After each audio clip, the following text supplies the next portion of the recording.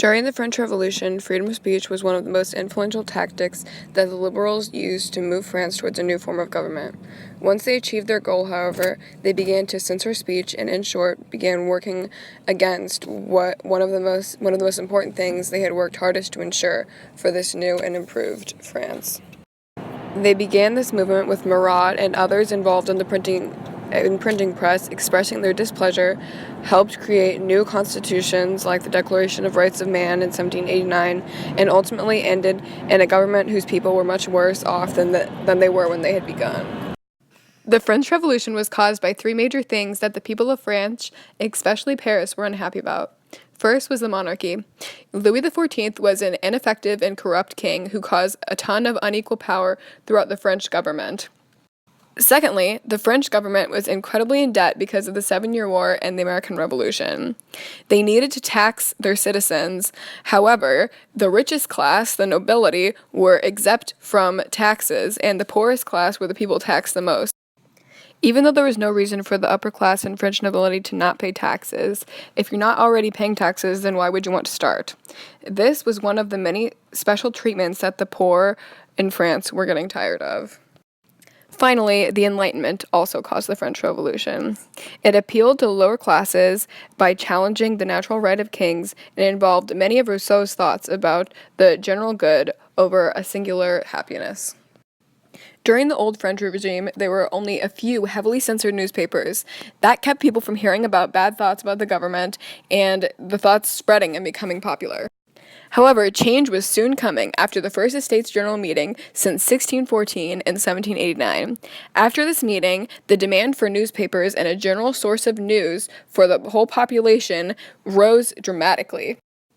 By the end of 1789, 130 newspapers had popped up, and the following year, 500 in Paris alone. Although many of these newspapers didn't last. For the first time, the general public had access to the news, and it was even easy for them to understand, with use of political cartoons to get their point across, and not only newspapers, but pamphlets and posters too. One of the most influential people during this time was Jean-Paul Marat.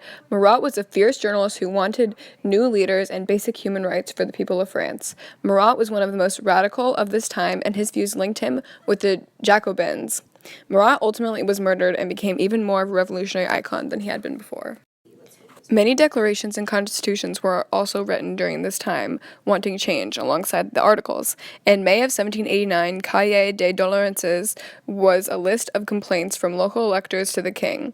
It included free press and measures to regulate trade. Unfortunately, this age of reform through constitutions didn't last. In 1792, the Reign of Terror began. The Reign of Terror were actions taken to protect the revolution and silence those who stood or were imagined to stand in its way. It included the mass executions of thousands of considered suspicious people, and in April of 1793, the French government created the Committee of Public Safety to carry out all of the execution duties. Mostly focused on internal rebellion, the committee and the 12 hardcore Republican members it was composed of became more and more powerful. It peaked under the leadership of Robespierre in December of 1793. Eventually, the National Convention transferred executive power to the committee as well, and Robespierre became basically the dictator of France. Robespierre followed the values of Rousseau and the social contract. This, in part, led to excluding women from politics, de-Christianization of France, and the justification of horrifying violence to protect the new republic. Following the French Revolution, the next government of France, with Napoleon, had only 4 newspapers at all, under strict control. As seen with the French Revolution, you can criticize someone as long as it's not me, Nikita Khrushchev in Communist Russia during the Cold War was the successor to Stalin, and what he basically said was he acknowledged that Stalin had been a little bit bad and loosened up on laws that had been in place about criticizing Stalin when he had been the ruler. But then people were all like, oh, actually the Soviet Union in general has some issues too, and I don't actually like communism all that much. And then Khrushchev was like, whoa, folks, I didn't say all that. This is similar to the French Revolution because at first everyone was criticizing the current government and they were doing everything in their power to speak out about how awful it was. But as soon as they got rid of Louis XIV and the monarchy, they were like, new rule, you can't criticize anything we do.